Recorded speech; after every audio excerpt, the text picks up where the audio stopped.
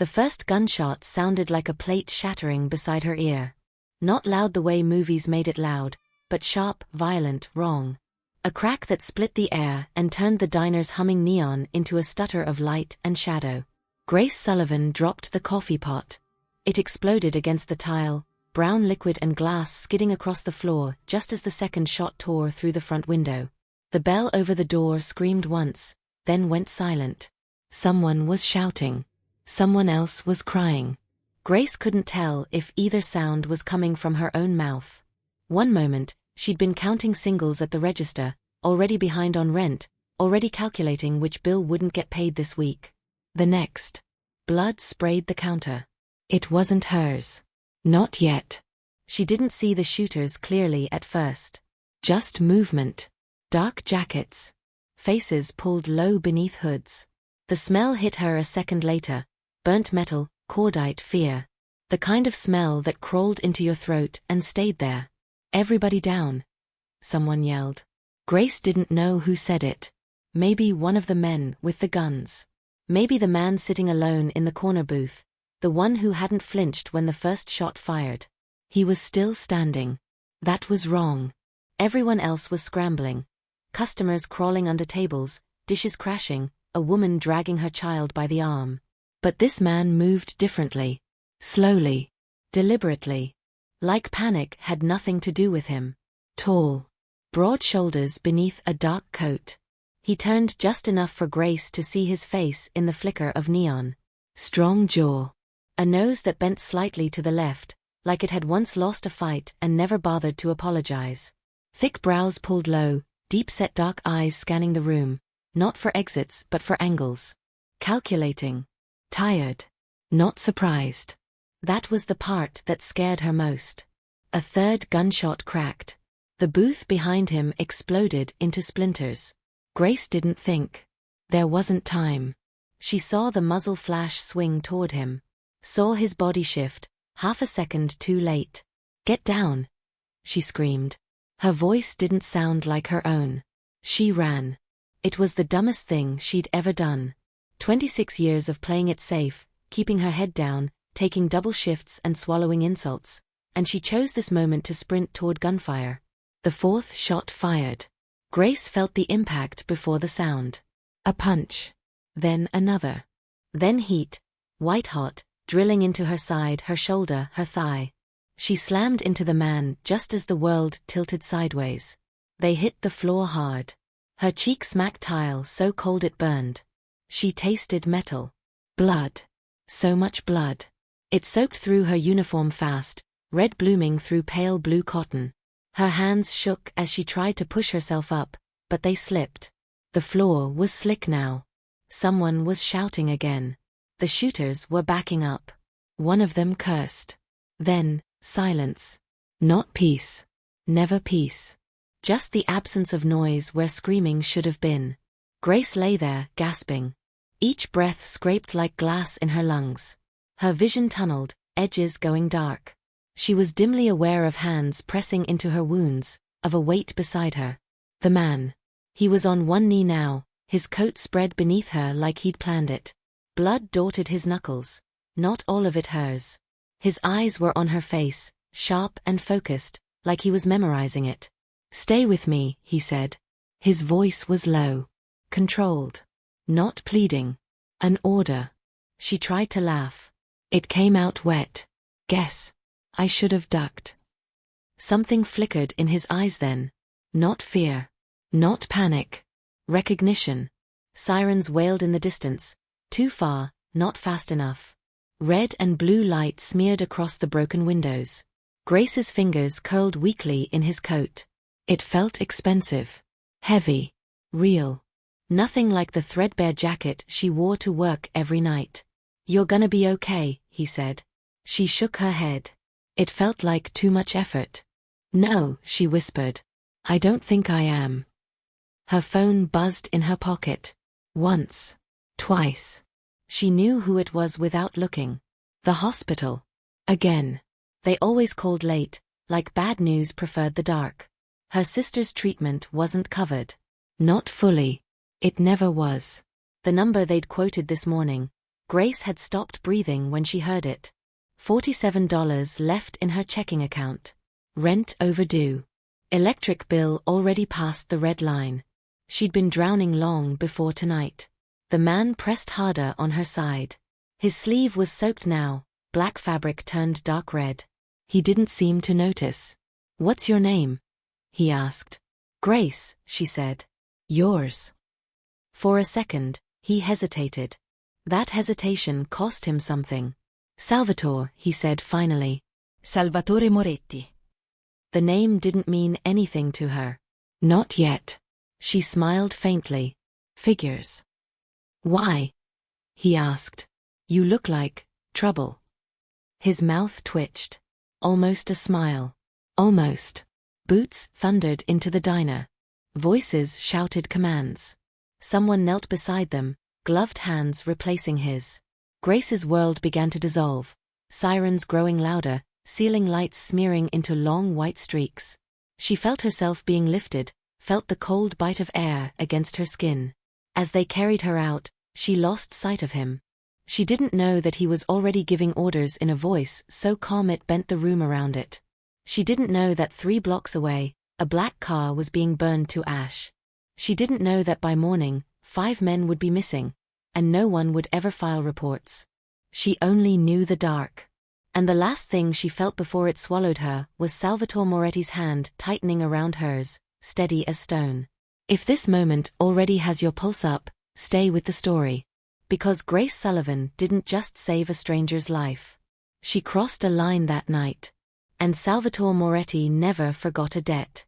Grace woke up to the sound of machines arguing over her existence. A steady beep. A hiss.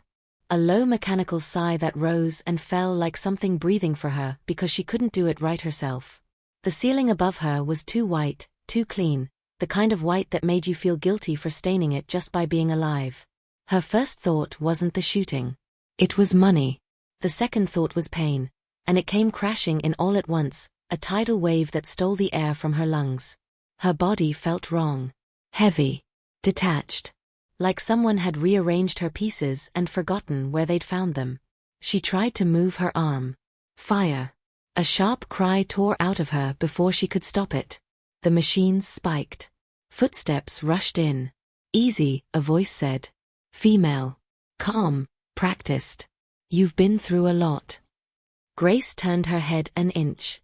That was all she could manage. A nurse stood beside her, adjusting a drip, eyes flicking between Grace and the monitor. "What happened?" Grace whispered. The nurse hesitated. That pause told her more than any answer could. "You were brought in last night," the nurse said carefully. "Multiple gunshot wounds. You lost a lot of blood. We stabilized you, but you're not out of the woods yet." Gunshots. The diner came back in fragments.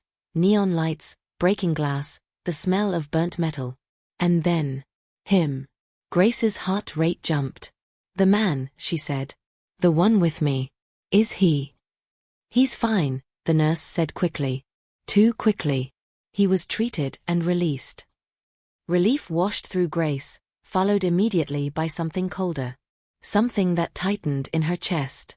Released. Men who looked like that didn't just wander into diners at midnight. They didn't walk away from shootings like inconveniences. Grace swallowed. "My sister," she said. Did the hospital call?" Another pause. This one was longer. "We have a social worker who'll speak with you," the nurse said. "Right now, you need to rest." That was hospital language for "we don't know how to fix this."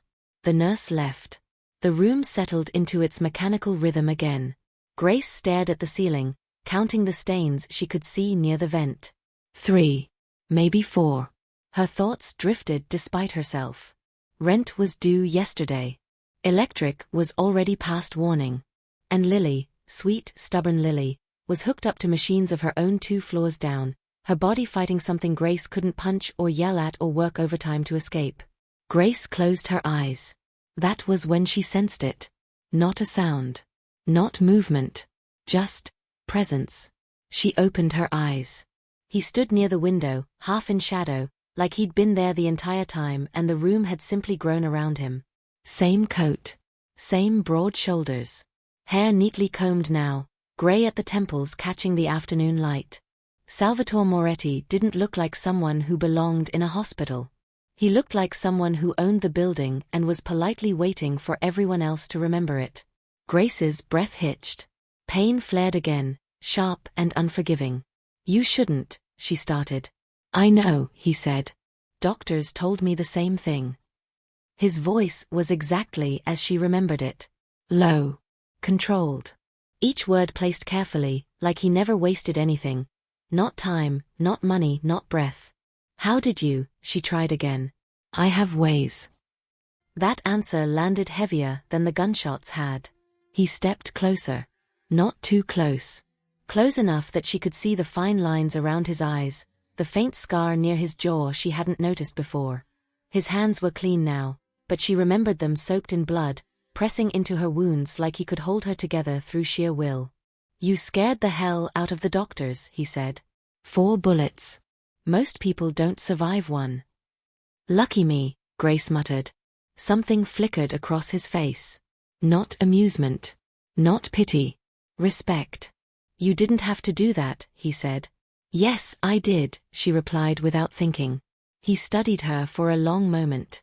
The room felt smaller under his gaze. "Why?" he asked. Grace laughed softly, then winced at the pain it caused. "Because I work doubles and still can't afford to breathe. Because my sister's dying 2 floors down and no one cares unless you've got the right insurance.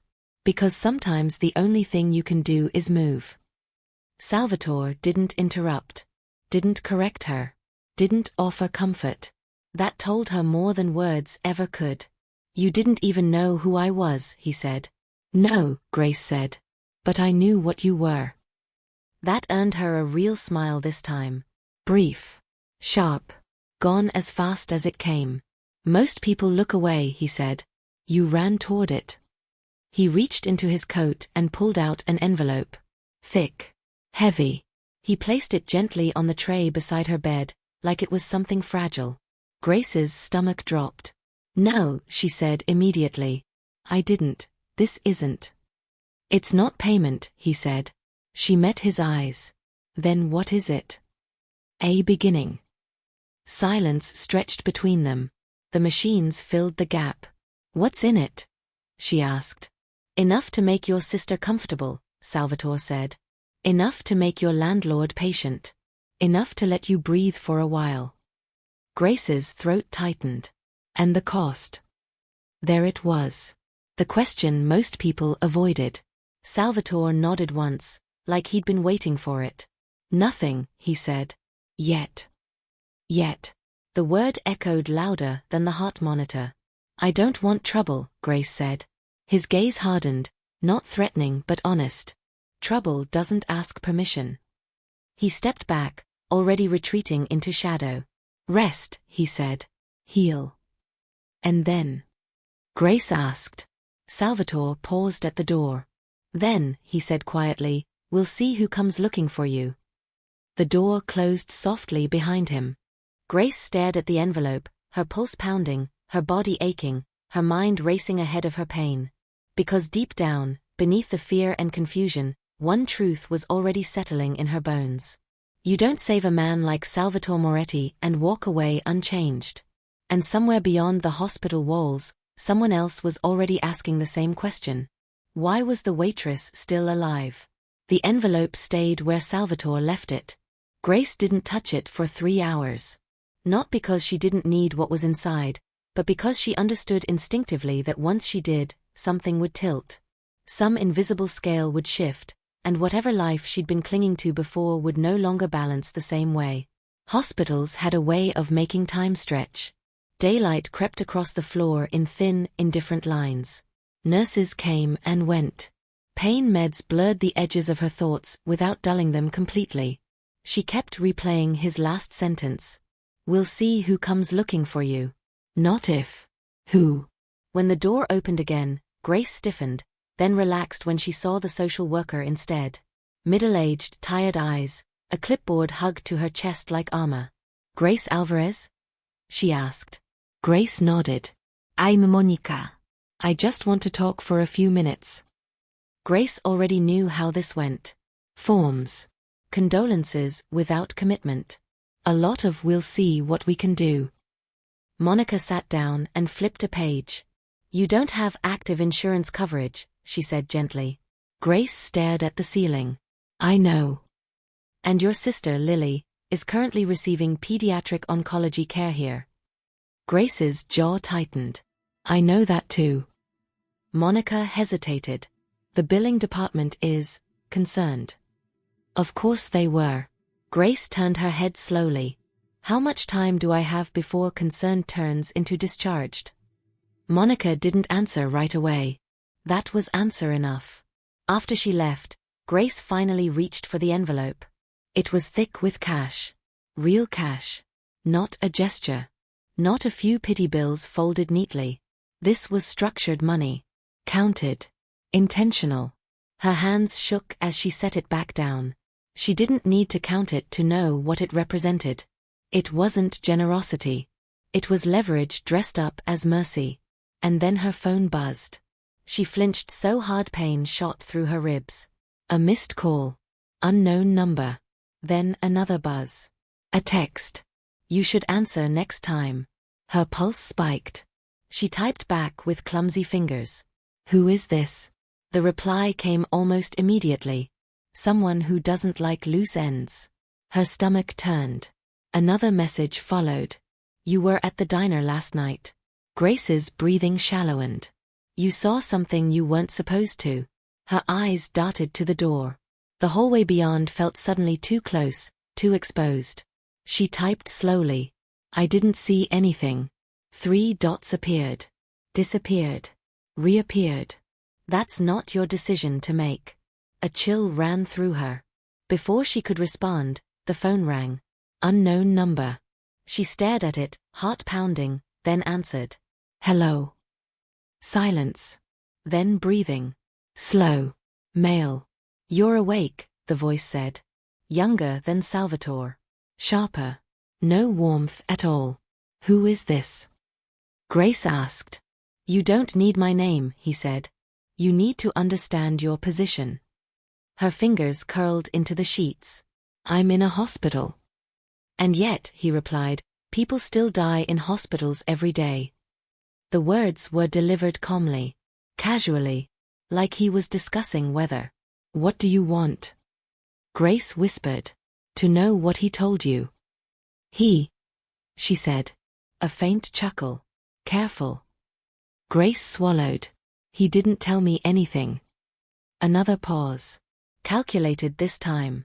"You threw yourself in front of bullets," the voice said. "People don't do that for strangers." I panicked. Wrong answer. Her chest tightened. "I don't know anything. I just work there. I serve food." "You served him," the man corrected. "And now you're alive." The line went quiet for a moment. Then, "That makes you interesting." The call ended. Grace stared at the phone like it had burned her. Her room felt smaller than ever. An hour later, a nurse came in to adjust her for.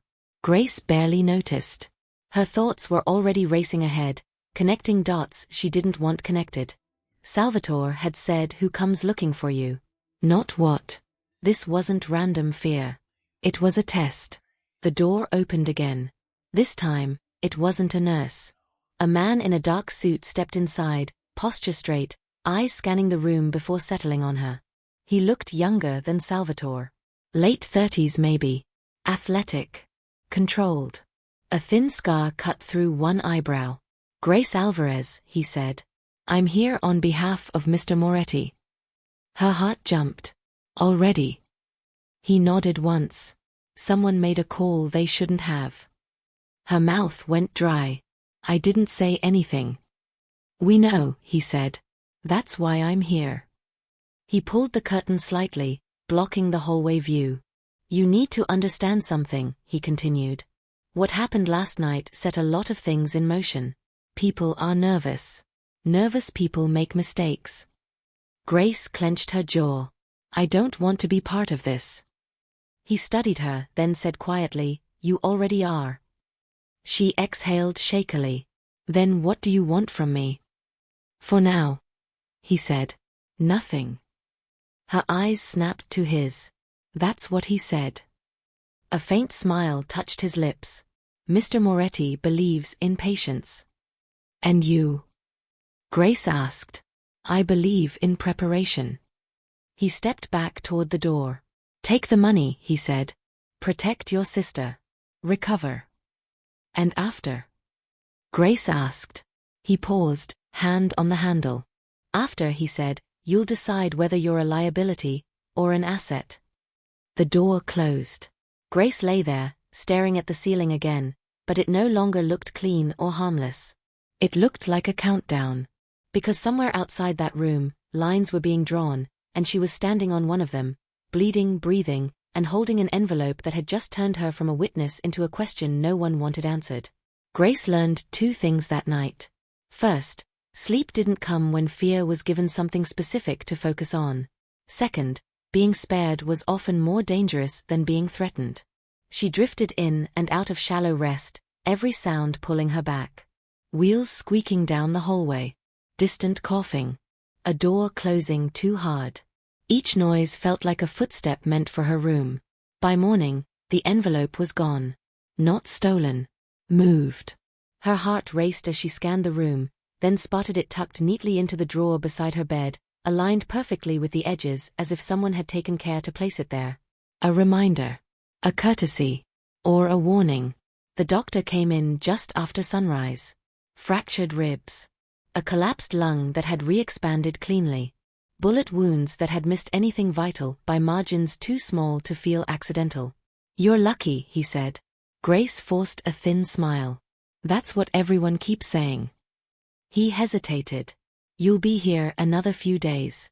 After that, recovery at home. Home. The word felt hollow. Their apartment was small, loud, and close to everything she was suddenly afraid of. It had always felt temporary. Now it felt exposed. An hour later, her phone buzzed again. This time, the number wasn't unknown. It was local. She stared at it, then answered. Yes. Don't hang up, Salvatore Moretti said calmly. Her breath caught. How did you? You think I don't know where my people put you? He interrupted gently. Relax. You're safe right now. Right now. What do you want? She asked. To talk, he said. And to make sure you understand the position you're in. Her fingers tightened around the phone. Someone already explained that. A low chuckle. Not the way I would. There was a pause, just long enough to remind her who controlled the silence. Grace, he continued, people have already started asking questions about you. That means I can't afford for you to be careless. I haven't said anything. I know, he said. But saying nothing still has consequences. She swallowed. I don't want trouble. I just want my sister to live. Another pause. This one heavier. You should have led with that, Salvatore said. Her chest tightened. What does that mean? It means, he said evenly, you and I are aligned. For now. Aligned. The word settled like a weight. You didn't jump in front of bullets because you're reckless, he continued. You did it because you choose people over outcomes. That's rare. That doesn't make me useful, Grace said. No, he agreed. But it makes you predictable. The line went quiet for a second. Here's what's going to happen, Salvatore said. When you're discharged, you won't go back to the diner. Grace's stomach dropped. I need that job.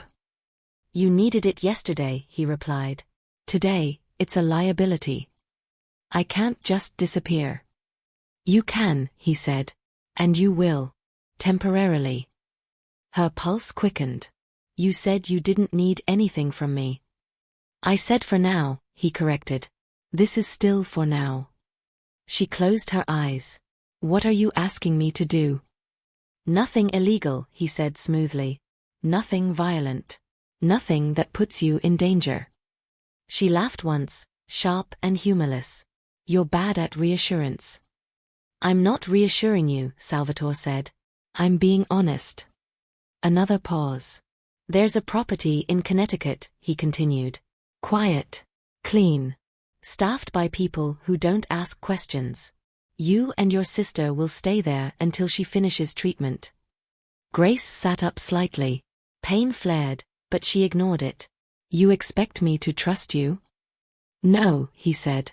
I expect you to trust the math. What math?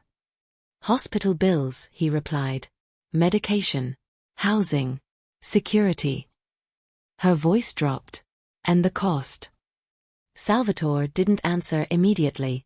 When he did, his voice was softer. Eventually, he said, I may ask you to remember what you saw that night. Her blood ran cold. I told you, I didn't see anything. That's fine, he said. Then you'll remember that truth when it matters. The call ended. Grace stared at the wall, phone still pressed to her ear. By afternoon, Monica, the social worker, returned. This time, she was smiling. I don't know how, Monica said, flipping through her clipboard, but your sister's account has been brought current. Fully. Grace felt dizzy. By who? Monica shrugged. An anonymous foundation. Of course it was. And there's more, Monica added. A long-term care plan. Private housing arrangements. Transportation. Grace nodded slowly, like someone watching a trap being assembled in real time. That evening, Lily FaceTimed her from the pediatric wing. They said we're going somewhere nicer, Lily said, eyes bright. Like a big house. Grace smiled, forcing warmth into her voice. Yeah, kiddo. Somewhere quiet. Are you coming? Lily asked. Grace hesitated just long enough to matter. Yes, she said. I'm coming. After the call, she cried for the first time since the diner. Not loud. Not dramatic.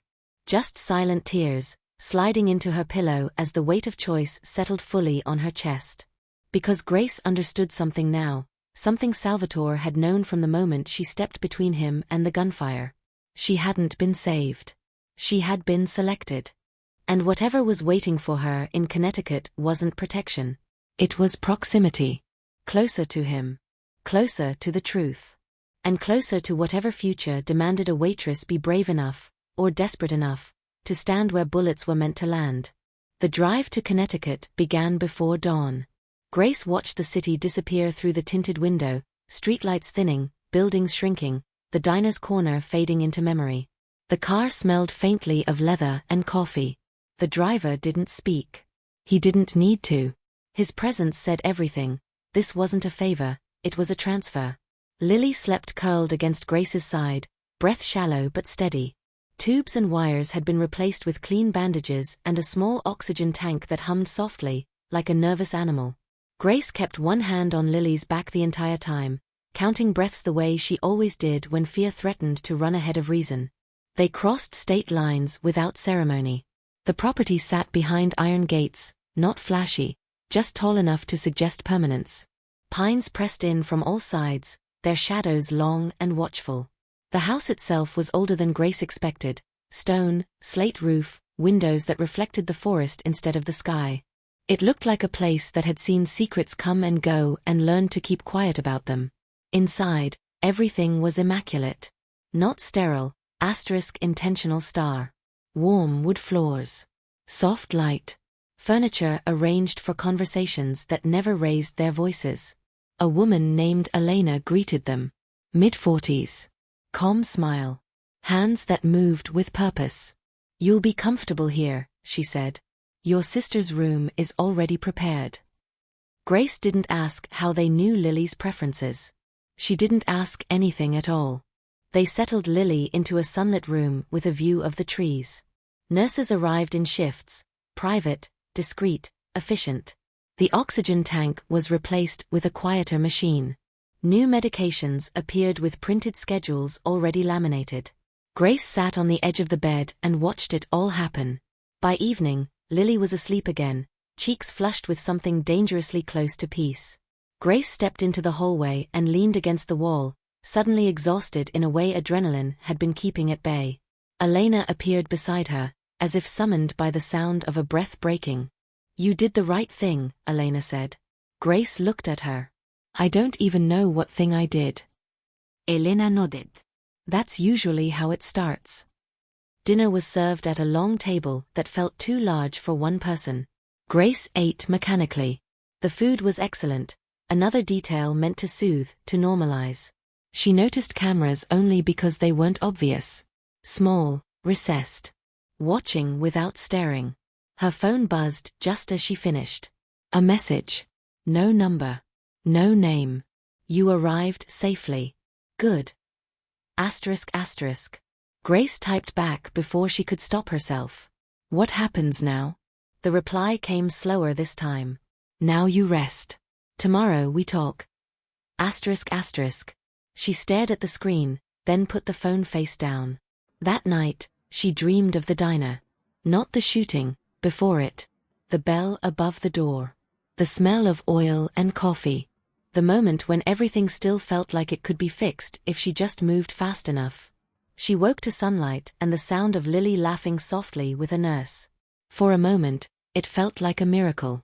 Then she noticed the man standing just outside the doorway.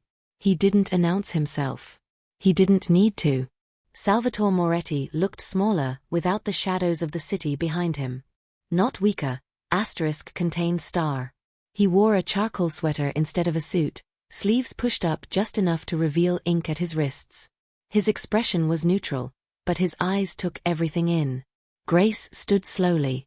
Good morning, he said, voice low, careful not to wake Lily. She nodded. You shouldn't be here. A faint smile. You shouldn't either. They stepped into the hall. Elena disappeared without being told. Salvatore leaned against the wall opposite her, folding his hands loosely. Your sister slept through the night, he said. That's progress. You're tracking her vitals now? Grace asked. I track what matters to me, he replied. The words landed heavier than they should have. Why Connecticut? Grace asked. Because it's close enough to New York to matter, he said, and far enough to forget you're there. She crossed her arms. You said you didn't need anything. I said I didn't yet, Salvatore corrected gently. But circumstances change. What circumstances? He studied her for a long moment.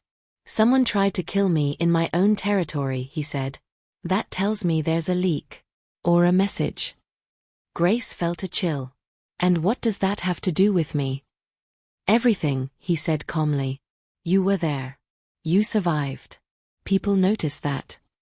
I didn't ask for this. No, he agreed. But you stepped into it anyway. Silence stretched between them, thick with unspoken calculations. There are rumors, Salvatore continued. That you weren't just brave. That you were deliberate. Grace's pulse spiked. That's insane. Of course it is, he said. Which is why it's dangerous. She realized then what this was. Not protection. Positioning. You're using me, she said quietly. Salvatore didn't deny it. I'm shielding you, he replied. From people who would use you far worse. And what do you get in return? He met her gaze. Access. To what? To the truth, he said.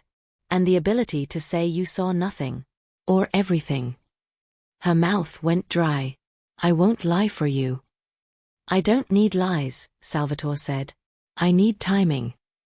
A nurse passed by, nodding respectfully to him, then smiling at Grace as if this were all normal. It wasn't. I'll give you a choice, Salvatore said. You can stay here. Focus on your sister. Let the noise pass. And the other option? You come with me, he said. Learn why that diner became a crossroads.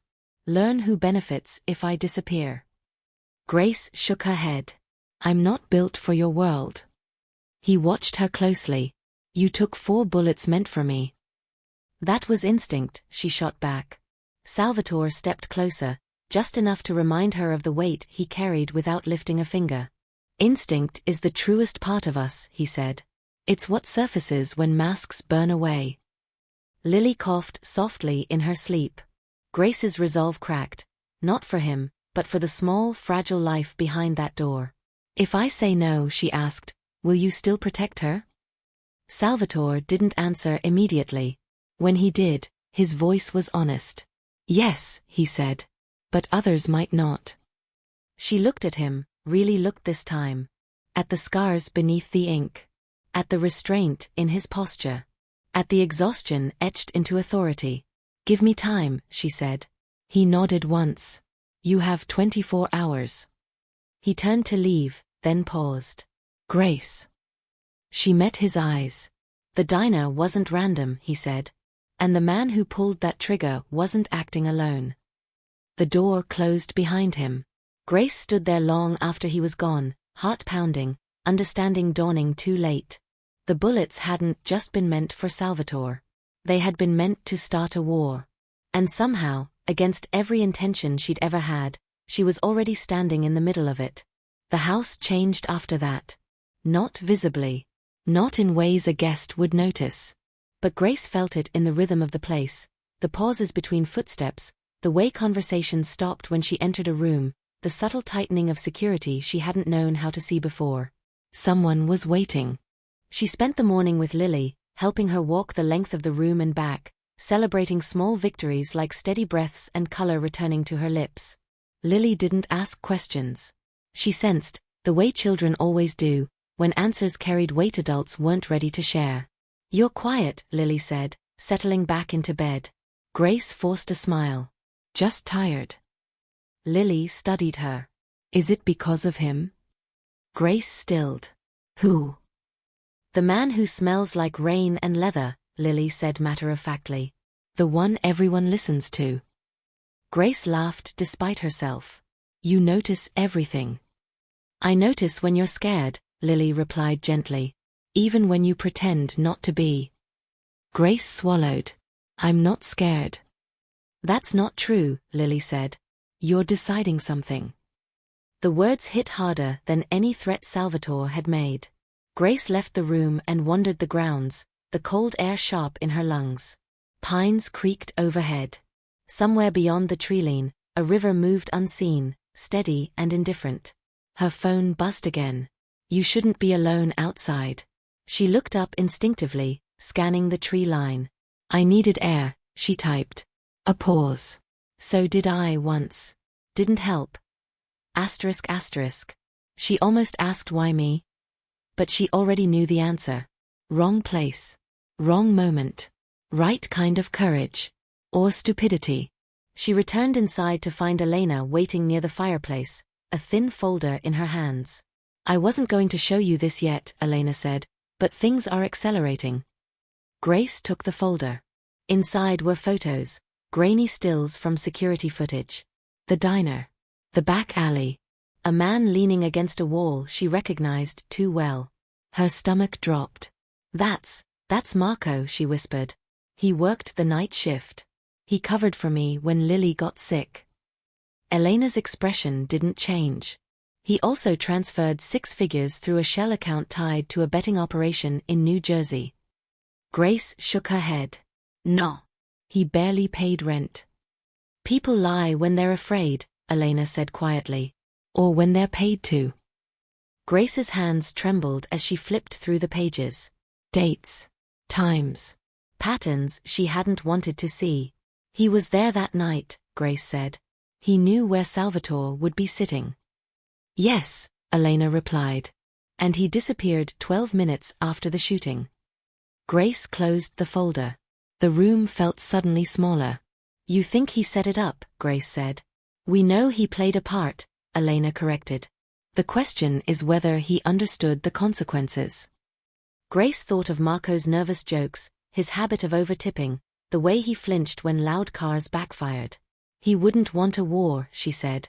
No one ever does, Elena replied. Until it benefits them. That afternoon, Salvatore summoned her, not to an office but to the kitchen. He stood at the counter, sleeves rolled up, cutting fruit with methodical precision.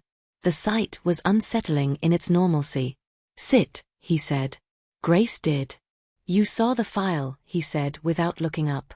Yes. He nodded. Then you understand why time matters. You think he was paid to lure you, Grace said. But he didn't pull the trigger. No, Salvatore agreed. which means the shooter answers to someone else. Grace leaned forward. And you think that someone is watching me? I think, Salvatore said carefully, that they're waiting to see what you do. Silence settled between them, heavy with implication. I can't help you, Grace said. I don't know anything about your world. Salvatore finally looked at her. You know who belongs, he said. And who doesn't. That's more valuable than you realize. I'm not bait. No, he said softly. You're leverage. The honesty surprised her. Marco trusted me, Grace said. If he's involved, he might talk to me. Salvatore's gaze sharpened. That's dangerous. So is sitting here pretending this ends if I stay quiet, Grace shot back.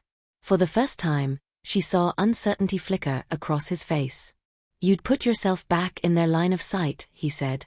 I was never out of it, she replied. Salvatore studied her the way one studies a loaded weapon, respecting both its power and its risk. If you do this, he said slowly, you do it with protection. On my terms. Grace shook her head. No. On mine. A long pause. Then Salvatore smiled. Not the dangerous one. Something quieter. Almost proud. You're already making demands, he said. That's how it starts. Grace stood. I'm not joining you. No, he agreed. You're challenging me. That evening, as dusk bled into night, Grace called a number she hadn't dialed in months. Marco answered on the third ring. Grace. His voice cracked with relief, or fear. I was hoping you'd call. Her heart sank. Where are you? She asked. A pause. Background noise. Wind. Somewhere safe, Marco said. Listen about that night. Don't explain, Grace interrupted. Just tell me one thing. Anything. Did you know someone was going to get hurt? Silence stretched so long she thought the call had dropped. Finally, Marco whispered, I thought it would just be a scare. Grace closed her eyes. Behind her, unseen, a camera adjusted its angle. And somewhere between New Jersey and New York, a decision was made that would ensure this conversation would not end quietly. Grace didn't sleep that night. Every sound became a threat. Every shadow carried intention. The house breathed around her, pipes ticking, floors settling, guards shifting positions just outside her door, but none of it felt reassuring anymore. It felt like a countdown. At 4:12 a.m., her phone vibrated. Unknown number. She stared at it, heart hammering, then answered. Grace, Marco said. His voice was hoarse, rushed. You can't come looking for me. I wasn't planning to, she lied. A bitter laugh. They know you talked to me. Her grip tightened. Who is they? The people who paid me, Marco said. The people who'll kill me if I don't finish what I started. Grace sat up. Finish what? Another pause. Shorter this time. Controlled. They want you, Marco said. They think you're his weakness. The words landed like a blade between her ribs. I'm not, Grace said. That's what I told them, Marco replied. They didn't believe me. Before she could speak again, the line went dead. Grace didn't hesitate. She dressed quickly, quietly, jeans, sweater, sneakers. She moved like someone who had already decided the risk was worth it. She made it 3 steps into the hallway before a voice stopped her. Where are you going? Salvatore stood at the far end, fully dressed, coat already on. As if he'd known. Out, Grace said. Before they come here. They won't, he replied. Not yet. You don't know that. I do, he said calmly. Because if they were coming, you wouldn't be breathing. The certainty in his voice chilled her. They want me, Grace said. Marco confirmed it. Salvatore's jaw tightened. That was inevitable. You knew, she accused. I suspected, he corrected. There's a difference. She stepped closer. Then don't keep me locked in here like a liability. Let me finish this. Salvatore studied her in silence. His eyes weren't cold now. They were calculating, and underneath that, something dangerously close to fear. You don't understand how this ends, he said. They won't negotiate. They won't back off. No, Grace said. But Marco might talk if he thinks I'm alone. And if he doesn't? Then I walk away, she said. Alive. Salvatore let out a slow breath. You won't be alone. She frowned. You said. I said on my terms, he interrupted. And my terms include you coming back. She held his gaze. You don't get to promise that. I don't promise, he said quietly. I guarantee. An hour later, she sat in the back of an unmarked car, the city bleeding into view through fogged windows. Salvatore sat beside her, silent, one hand resting loosely on his knee. Armed men followed in vehicles she didn't recognize. Where is he? She asked. Queens, Salvatore replied. Near the river. Industrial area. No witnesses. Of course. The car stopped near a warehouse that looked abandoned except for a single light burning on the second floor. Grace's pulse spiked. This feels wrong. Yes, Salvatore said. That's because it is. She turned to him. Then why are we here? Because he asked for you, Salvatore replied. And because if this is a trap, I want to see who springs it. They entered together. The stairwell smelled of rust and damp concrete. Each step echoed too loudly. Marco waited upstairs, thinner than she remembered, eyes darting to every corner. Grace, he said, rushing forward. Thank God. She stopped just short of him. Who's with you? No one, Marco insisted. I swear. Salvatore remained near the door, watching everything. They told me to bring you here, Marco admitted, voice breaking. They said if I did, they'd let me go. Grace's heart sank. Marco. I didn't know they'd want him too, Marco said, glancing at Salvatore. I thought it was just intimidation. That was when the windows shattered. Gunfire erupted from outside, sharp, deafening. Salvatore moved instantly, shoving Grace to the floor as bullets tore through concrete. Down! He barked. Men flooded the stairwell. Masks. Automatic weapons. Precision. Marco screamed. Salvatore returned fire, controlled, lethal. 2 men fell. A third retreated. Grace crawled toward Marco, who clutched his side, blood blooming between his fingers. I'm sorry, he gasped. I didn't mean. A gunshot cut him off. Grace screamed as Marco collapsed, lifeless. Hands grabbed her from behind. Rough. Unforgiving. Grace laughed. It came out shaky, raw. You kidnapped the wrong person. No, he replied. We kidnapped the only person. He crouched in front of her. You saved his life. You sleep under his roof. He listens when you speak. Grace leaned forward despite the pain. Then kill me and get it over with. The man smiled wider. That would be pointless. He stood and nodded toward the shadows. Another man stepped into the light. Grace's breath caught. Anthony Moretti. Salvatore's cousin. She remembered him from the house. Always polite, always present, always watching from just outside conversations. The man who brought coffee. The man who joked with the guards. The man Salvatore trusted. Anthony. Grace whispered. Anthony didn't look at her. His eyes stayed fixed on the man beside him. She doesn't know enough, Anthony said. Interrogating her won't change the outcome. The first man shrugged. I like to be thorough. Grace's heart pounded so hard it made her dizzy. Anthony, what is this? He finally met her gaze. There was no warmth there. No epalegi. Just resolve. I deserved what he has, Anthony said evenly. I always did. The room seemed to tilt.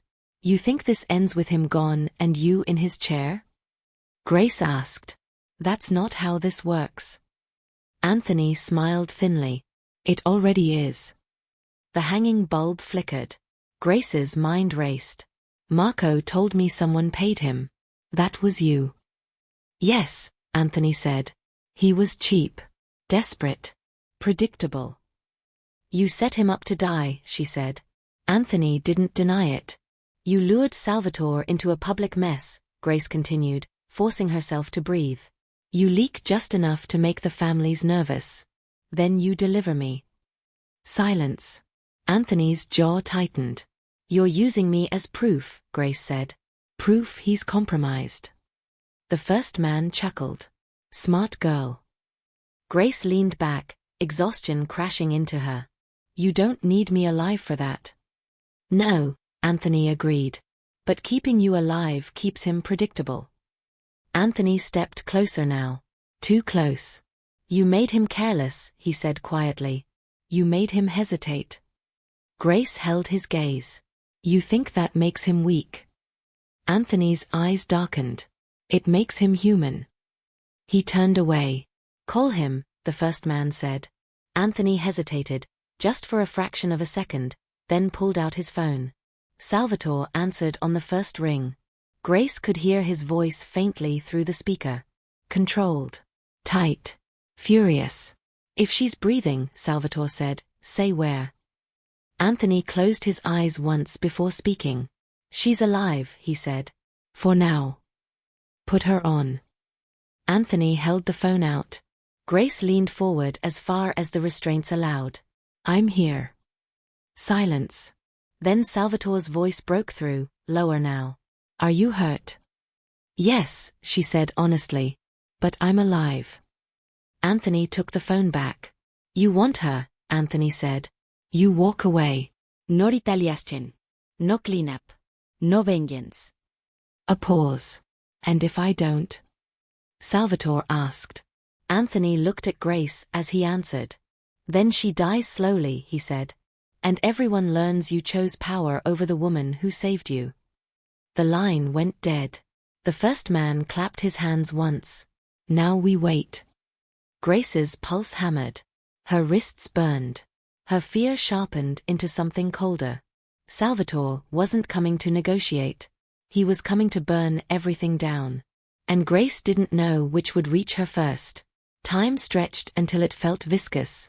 Grace was alone again, the men retreating into the shadows after the call, leaving her with the hum of the bulb and the slow drip of water somewhere behind the walls. Her wrists had gone past pain into numbness, then circled back into agony. Every movement scraped plastic against skin. She forced herself to breathe through her nose. Think. Don't panic. Salvatore wouldn't negotiate. That much she knew in her bones. But he also wouldn't rush in blind. Not anymore. That was the part Anthony didn't understand. Salvatore's hesitation wasn't weakness, it was calculation sharpened by fear. Fear for her. The bulb flickered again. Footsteps approached. Different this time. Slower. Heavier. Anthony stepped back into the light alone. They've sealed the perimeter, he said. No signals in or out now. Whatever happens, happens. Grace studied his face.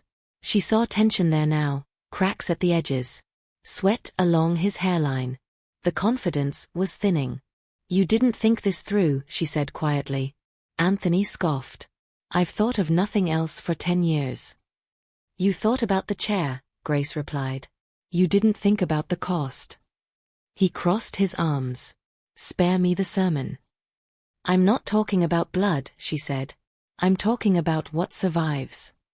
Anthony laughed, sharp and humorless. You think this world cares about survival?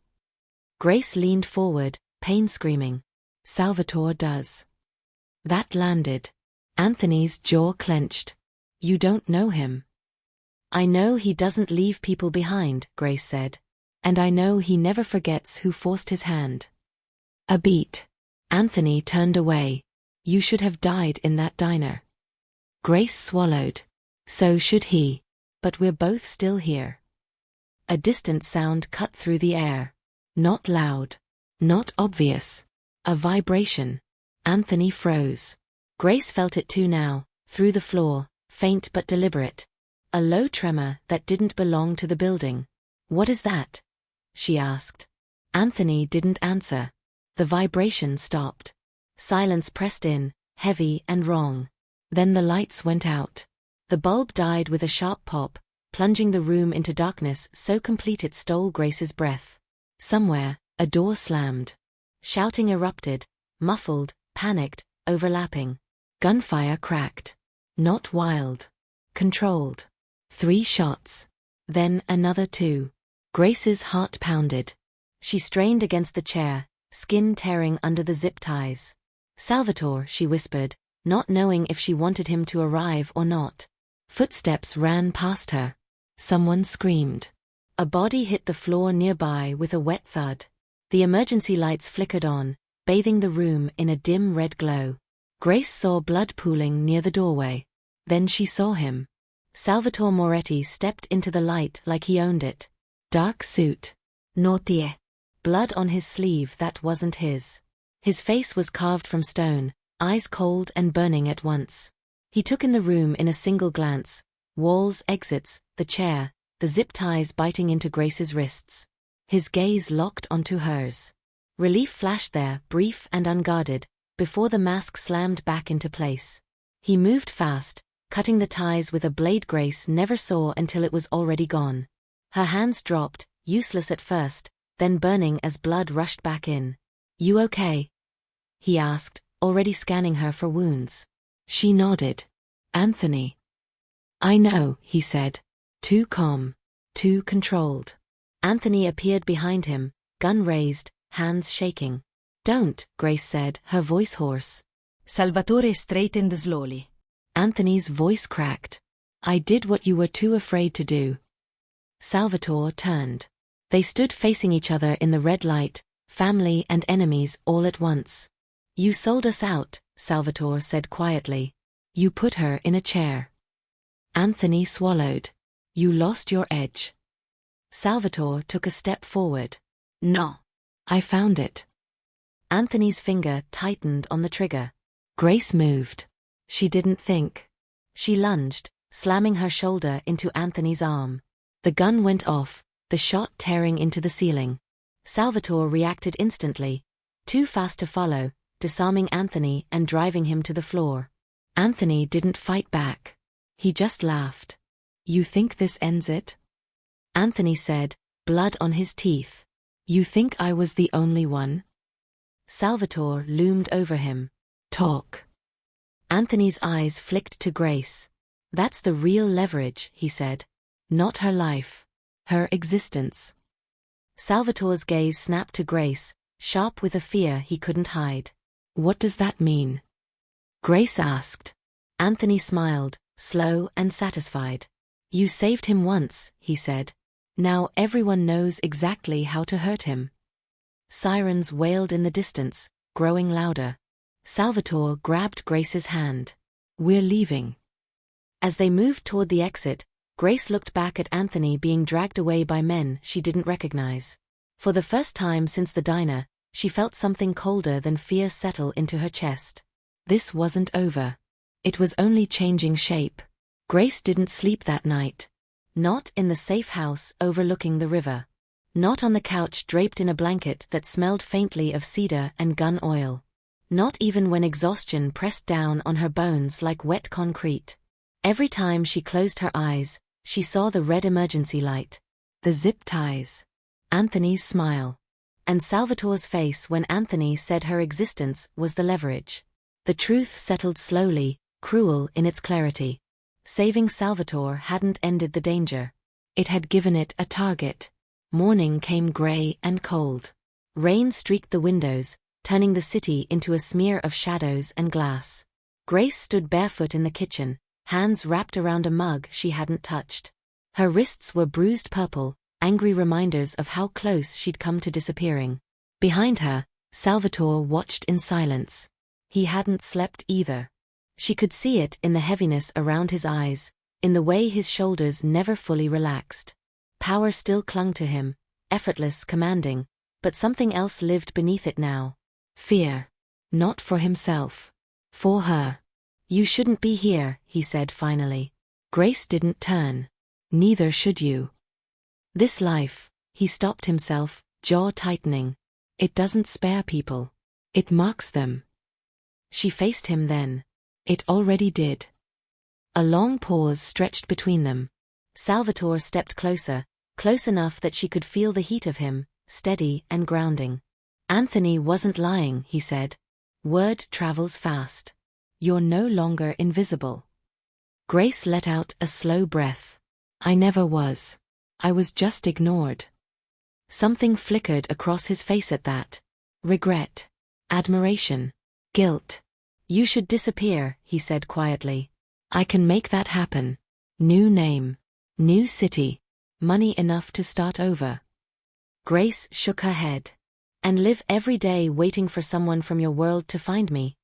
She asked, wondering if the next knock is the end. Salvatore didn't answer. She stepped closer now, meeting him eye to eye. You don't get to decide for me anymore. That's what Anthony did. That's what everyone's always done. His voice was low. You don't understand the scale of what's coming. Then tell me, she said. Don't protect me by lying. Silence again. Then Salvatore did something no one else had ever done. He told her the truth. About the money routes running through states people never looked at twice. About the crews growing paranoid, desperate, sloppy. About how loyalty was thinner than it used to be, and betrayal more profitable. About how Anthony wasn't wrong about one thing, fear had changed the rules. And Grace listened. Really listened. When he finished, the room felt smaller. Heavier. So what happens now? She asked. Salvatore studied her like she was a chessboard and a lifeline all at once. Now, he said, anyone who wants me weakened will come for you. Grace nodded slowly. Then stop treating me like a weakness. His breath hitched. Just once. You took bullets meant for me, he said. You disarmed my brother. You didn't run when you had the chance. She lifted her bruised hands. I'm already paying the price. The question is whether it's for nothing. For the first time since the diner, Salvatore looked unsure. Then he reached out, not to pull her closer, but to rest his forehead against hers. The gesture was intimate in a way words couldn't touch. I can protect you, he said. But staying near me means danger never stops. Grace closed her eyes. Leaving means I'm alone with it. That was the choice. Not safety versus danger. Together versus alone. Outside, a car slowed on the street below. Salvatore stiffened instantly, instinct flaring. His hand went to his side, not for a weapon, but to position himself between Grace and the window. She noticed. And something inside her hardened into resolve. This wasn't the end of her story. It was the point where it stopped being simple. Somewhere out there, people were already talking. Already planning. Already asking how to reach the man who never left witnesses. Now they had an answer. Grace. Salvatore met her gaze, and in it she saw the unspoken promise, and the unspoken warning. If you walk forward with me, there's no clean way out. Grace didn't step back. And neither did the danger. If this story pulled you in, if it made you feel the weight of that choice, don't walk away quietly. Subscribe, because what comes next is darker, smarter, and far more personal. Turn on notifications, so you don't miss the moment everything breaks open. And comment below. Would you stay, or would you run? Your answer matters more than you think.